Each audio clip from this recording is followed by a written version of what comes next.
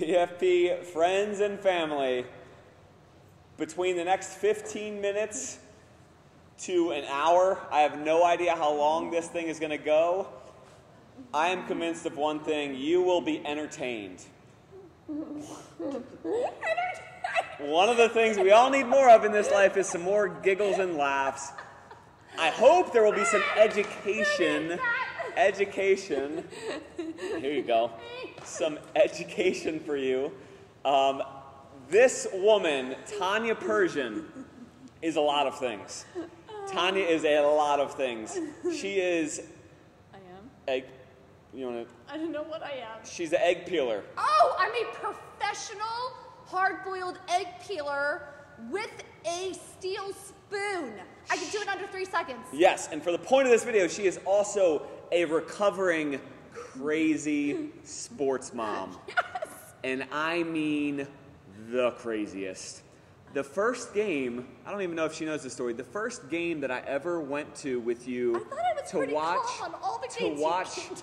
This is 5 years ago. The first game I ever came with you to watch Kyle play baseball. Okay. The entire game, I was like this. No. So you really, No, stop. really did hear like true Tanya? Yes, well, Tanya, if you guys know Tanya, she's louder than the average human being, which is okay, that's just her. But during games, it's amplified. During games, it used to be amplified times 10 to 20. And yeah, I mean, it wasn't even when Kyle would mess up, or it wasn't even about him all the time. It was just like whatever the emotions were came flying out of the voice, and it was the yelling, and it wasn't even like... Well, can I explain? I don't think you screamed at refs per se. You didn't scream at coaches per se. You would just loud... Yeah, you probably did at some points.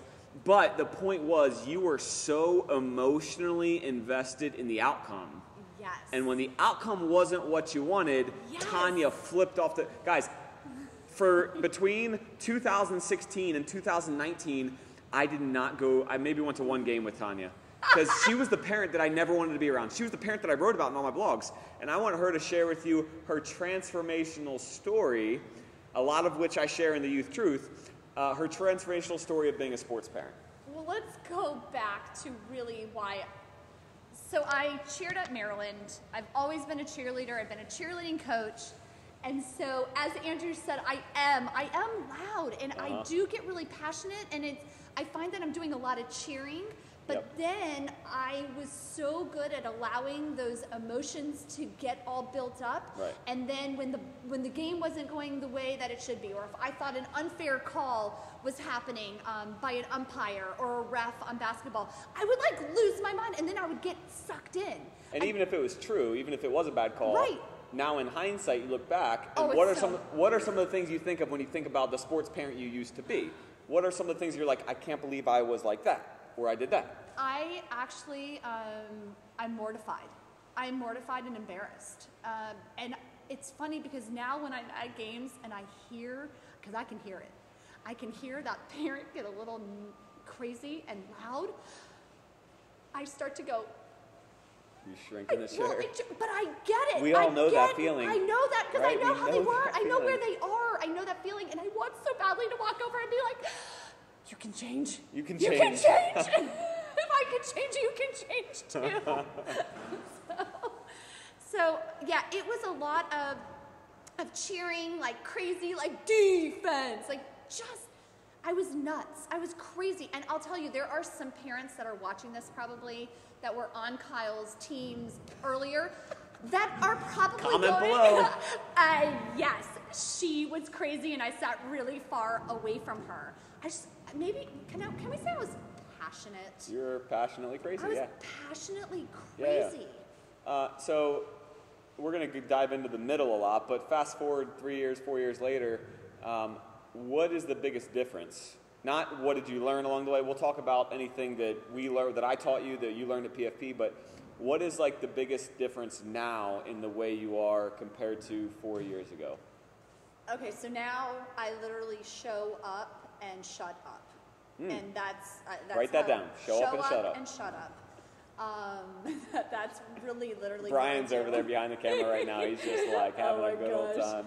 I do. I just show up to the games now. I prop my chair down. If I know that there are any parents that are a little nuts, I find that I'll go somewhere else because I don't want to get sucked. If Tanya's not sitting next to you at games, why? you know why. I've got to tuck myself somewhere. But I do. I just watch. I don't say anything to Kyle before, after. What do you say? You do say something. At the end of every game, usually it's at night, that's when I have my best moments with my children, I will go into their rooms and I will look at them and say, man, I really enjoyed watching you play today. You bring me great joy when I watch you play.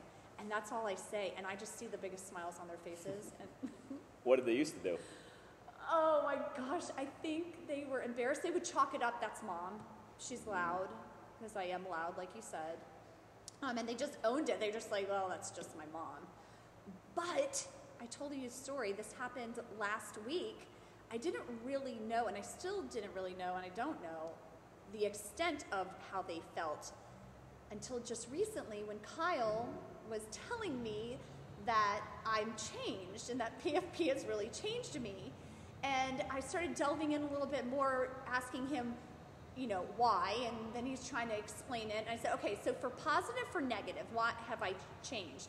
And he says, for positive, he said, Mom, you were so embarrassing when I was younger, and you would scream at all my games, and now you don't say anything. And you were mortifying. I think that's a good lesson, though, because your kids saw that you changed. And that's maybe something that a lot of parents aren't actively doing on purpose, is trying to change. Yep. Because you show your kids an incredible lesson that this isn't just the way I am. Right? That's like the worst thing ever. When somebody says, this is just who I am. I'm just loud. Okay, you can be loud, but that doesn't mean you have to scream at a ref or scream at your kid or, whatnot. So That's a really good lesson.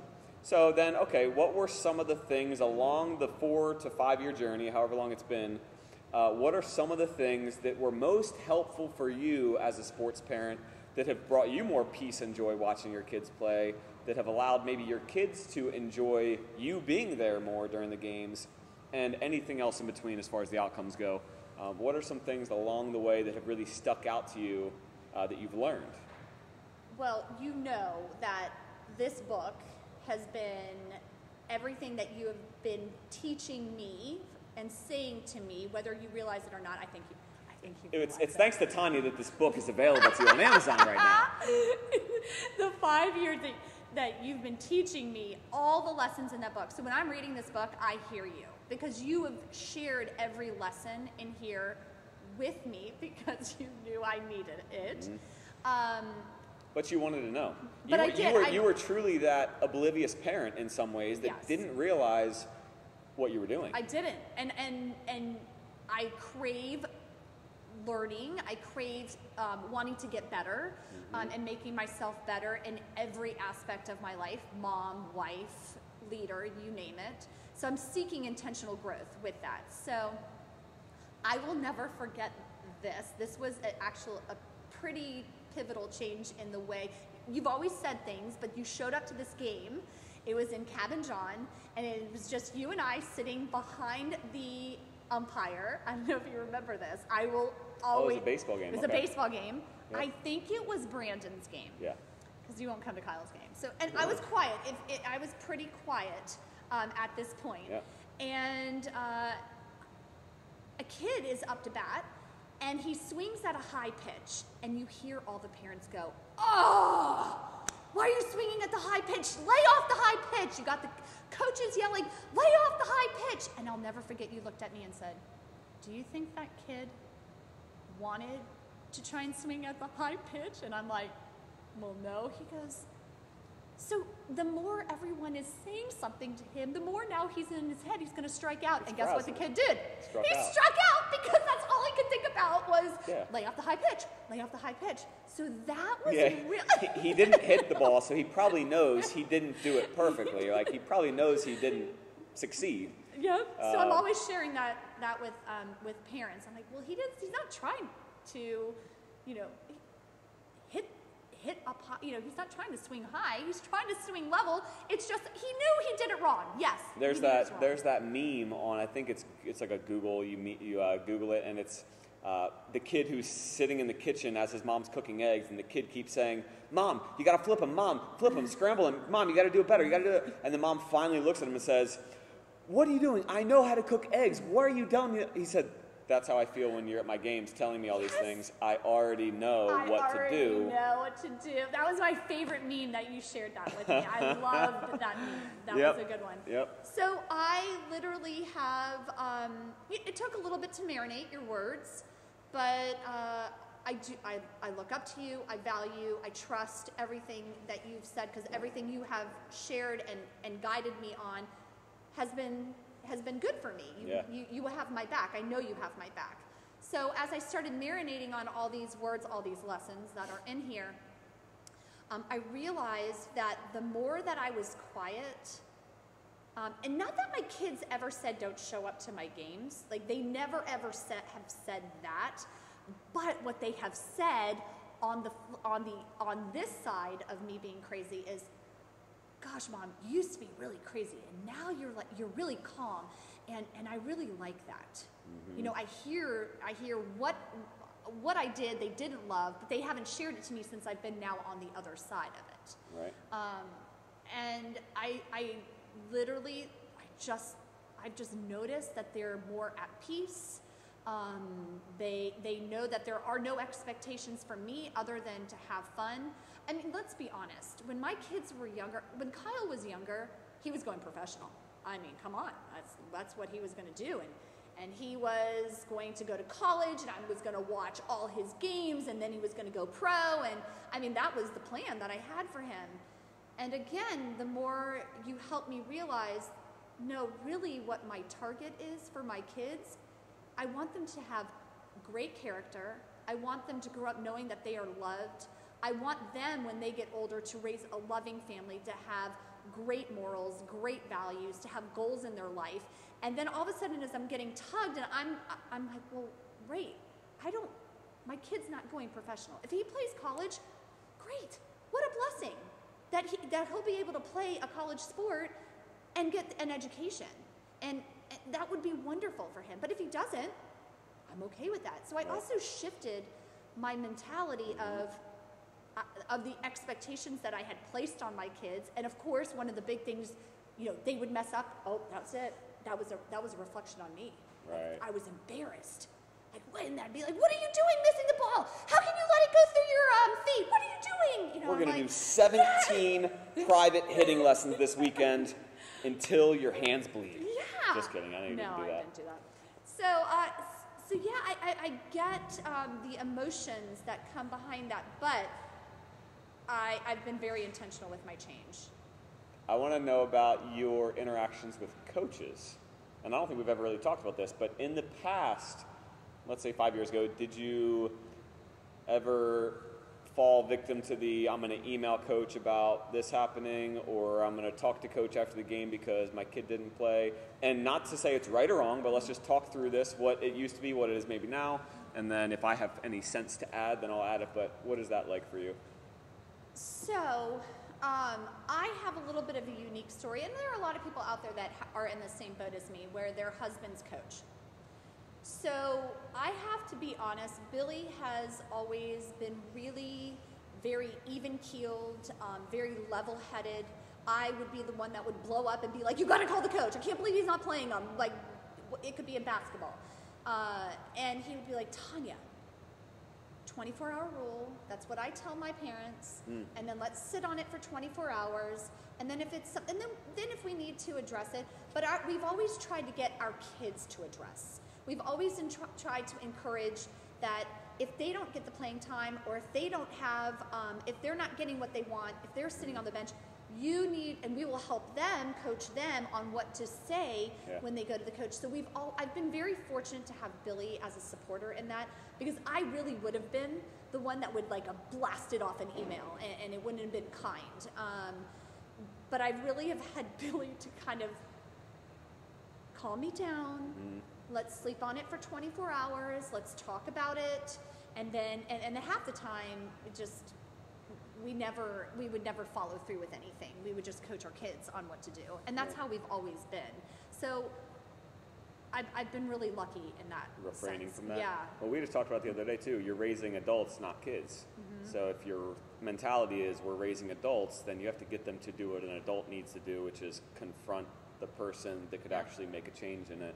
Yeah. Okay, so not too many interactions with Yeah, coaches because Billy was a coach, so you have a heart for that. What does Billy see as far as the parents go? Like as far as some of the things that coaches just say, like parents don't realize this is probably hurting their kids' chances at playing or hurting their kids in general rather than helping them. I'm curious. One of the things that I learned early on when I coached at Walkersville in cheerleading, Candy Mangus was such an incredible mentor to me, and she always said, okay, before cheerleading started, you set up a parent meeting, and you have kind of a code of conduct, expectations, and you'll go over them, and then you'll have them sign that paper so that they understand right from your mouth, reading on that paper, what their expectation is. I then shared that with Billy and said, I will tell you, as a coach, this has really helped. So one thing he's always done is be able to set kind of the precedence with in how he wanted to run the team. And one of the things he always instilled was 24 hours. Don't come to me as a parent until 24 hours, like I mentioned. And I will say that people have been really good, and they will send emails. And there have been some crazy parents that have sent him some crazy emails. But then he will reply back and say, hey, let's meet on this. Yep. And then they will meet at, a restaurant or somewhere where or maybe they'll just say, oh, you know what, no, I'm good. And then they'll drop it. Or they'll drop it, exactly. That's good, I like that. I don't know, again, Billy I feel like is such a fair man. He's so good at not being biased. I really have to give him kudos and credit for coaching.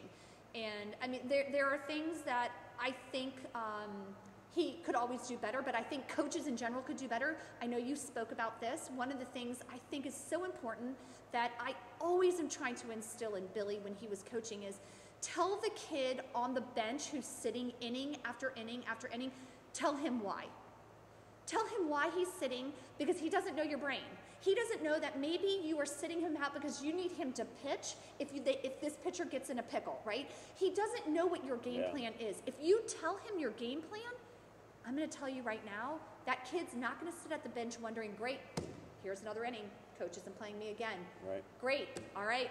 And building up that anger, and that anger builds, and next thing you know it, they're just on the side, and then they're just toxic. And then they play terrible when you put them in because they're emotional. They're emotional. They don't understand what's going on. So I'm always trying to instill, tell them why. Give them your mind. Tell them the game plan. And you know what? I hear coaches say all the time, well, they don't need to. Well, yeah, they're part of your team. If you can get them on your side, they're going to... they'll probably be a great leader for you. Right. And one bad apple will spoil the whole batch. So one kid on your team who gets angry and bitter, that could be what keeps your team from winning. Right. Winning a championship. Or maybe it's Andrew, guess what? You're going to sit we have a doubleheader. This game, you're going to sit. Yeah. The expectation's there, right? So he's not on the end of the bench stewing. Inning goes by. Why aren't I playing? He already knows. Yeah. He already knows. Okay, he might be frustrated, but he knows he's sitting on the bench. He's not playing this game, but next game you're going to go pitch, or next game you're doing this. Yeah, and that's why I wrote the book, because it's the same with parents too. Parents will change, and so will coaches, but they need to be addressed in a loving, non-threatening, informational way, not an attacking their character type way, because anytime our character is attacked, we respond defensively. But if it's approached in a manner of, hey, this is what I found works really, really well for the end result you're trying to achieve with your kids, with your coaching experience, with your parenting, this is what I found works. That's the approach that I've tried to take with the book, because we've seen parents who have changed. We've seen coaches who have changed. Oh, yeah. It's like, hey, let me lay out John Wooden's formula for you on how he became a great coach of impact. and loved his journey as a coach and coached until, he coached until he died, pretty much. Not the team, but he coached people in general because he figured out the formula for a great coaching experience. And so again, that's what we all have to recognize one another. In the youth sports world, I think that what will solve the problems in youth sports today is a lot more love and a lot more understanding and a lot more seeking to help and being patient. Yeah, man, that's the secret sauce. It really is. And so you, being a love-powered parent now, I would say, what is your, let's shift gears a little bit. What are you loving most about parenting right now? What are you enjoying the most? What I'm enjoying the most is my harvest is starting to kind of is being reaped a little. I'm seeing a little bit of that. So me being very diligent in my morning routines, reading, showing them that I read, listening to podcasts, and being intentional with them, listening to them when I'm in the car. So they might get frustrated with me, but I know that it's seeping in. Do they know about your prayer war room? About your yes, they make your fun. time in the war room? I have a war room, everybody. It is my bathroom. Not that kind of war. It's a war yes. against the devil. It's not like any, Yes. not the digestive system. It's the devil. They do, because they see all my prayers on the wall. Okay. So And they're seeing all these things. They're watching seeing it. all that. There's specific prayers for them all on my walls. Okay. And I am enjoying watching them see my change. Notice my change. I'm also, I'm noticing little changes in them. I'm able to give more love advice, right? And not relationship, but love-powered leadership advice to them. Because I'm trying to become better at that myself. So I'm seeing them watch me do these little routines and them wanting to start, like them grasping it, them understanding, not them making fun of me anymore about it, but them actually listening, maybe not replying back, but we're able to have more intentional conversations. And I'm finding that those one-on-one intentional conversations are very meaningful. Mm-hmm. Does that help? Yep, they're 13 and 17, right? Yep. 13 to 17. So at a time where I think the influence gauge is dropping with parents, like 13 years old to 17 years old, that's when most parents are having less influence with their kids and the kids are listening to them less and less. You're finding, because of these things you're doing differently, you're actually experiencing a little bit more influence. You're reaping a little bit more of a harvest. That's some powerful stuff. And let's be honest, Powerful. As parents, we want nothing more than to get it right. We want nothing more. That is one of my prayers every morning. Lord, there is nothing more that I want than to get this parenting thing right. And I will do anything that I possibly can to make it right. And if that means seeking, and doing some studies with some other parents about, and reading a book, like parenting books, effective parenting in a defective world, going against the grain on things. That's the book title? That's the book title from Effective Parenting in a Defective World. by Chip Ingram. It has been great. I've been doing a video series with a handful of moms. By the way, she offers free parenting mentoring sessions if you just come into PFP between the hours of like 3 and 8, 3 and 7, 6. You can find this woman over here just like giving everything she's learning, even if she hasn't mastered it. She's just sharing with people. Yes, because we all want to get it right, and we're all in the same boat together. I get where you're going through. I get when your kid makes the wrong choices. I get when they're talking back to you. I get it. I'm there. I'm living it, and I think what this world doesn't have enough of is people to come out and say, I'm struggling as a mom. I need help. I need a support group, and love one another. And that is something I'm trying to do more of. I think there's so much information. We live in the information age, and there's so much information out there that it's keeping people from seeking the information that will actually help their life be better, their parenting skills be improved. So Effective Parenting in a Defective World. Any other good books that you've read on parenting? I know you've read a lot.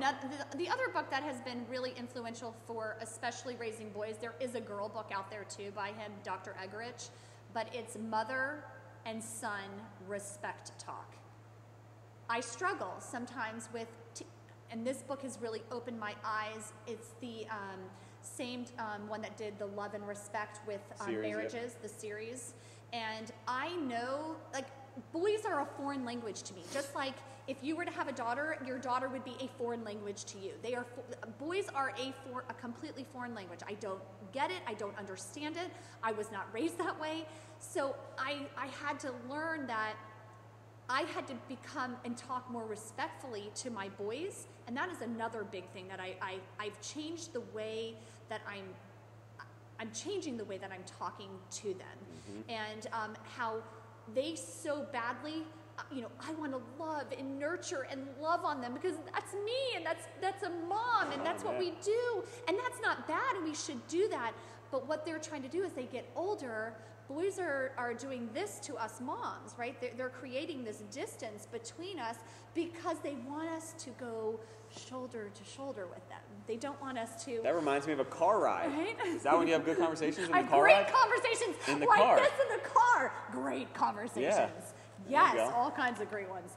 But they want us to go shoulder to shoulder. So an example that I'm always doing is if Billy goes away on a business trip, I have no idea if Billy does this or not. I'm thinking he might because this is the kind of man he is. I think he goes up to the boys and say, "Hey, listen, I'm leaving. You're the man of the house." Right? Because that's what the dad needs to do, because that's what the boys are doing. They're trying to become dad. They're trying to become the warrior they were created to be, the protector.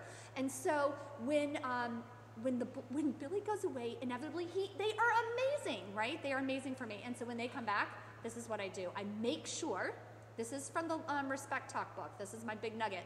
I make sure to look at the boys when Billy is standing right there and I say, "You will not believe, Billy, the boys were unbelievable. I felt safe. I felt protected. Anything that I asked them to do, they did it without complaining. I just want to," and I look at my boys and I'll be like, "I want to say thank you so much." And you see them do this. Oh, yep. Like they just like ruffle their feathers, and they're like, you can see their chests get really big. I'm the man. I'm the man, and then that's it. That's all I had to That's say. good. Respect That's talk. really That's good. what they're seeking. Any other final words of encouragement? You just gave a lot. I did. For parents, sports parents, anybody out there, what is your signature sign off? Oh no, my signature sign off. I've got a backup plan if you don't have one though. I'm so nervous. I'm so nervous. Perfect. Guys, we believe that everything rises and falls on leadership. And as coaches, as parents, we are the leaders of our families. We are the leaders of our teams. If we change, they will change. But it starts with us first. This is a perfect example of somebody who has intentionally changed and will continue to change every day until she's no longer here. Guys, Youth Truth. Pick it up on Amazon. You guys can grab a copy. Come into PFP. I'll sign it. Heck, she'll sign it if she I'll wants. sign it for if you want. Love you guys so much. Thanks for tuning in. Peace. See ya.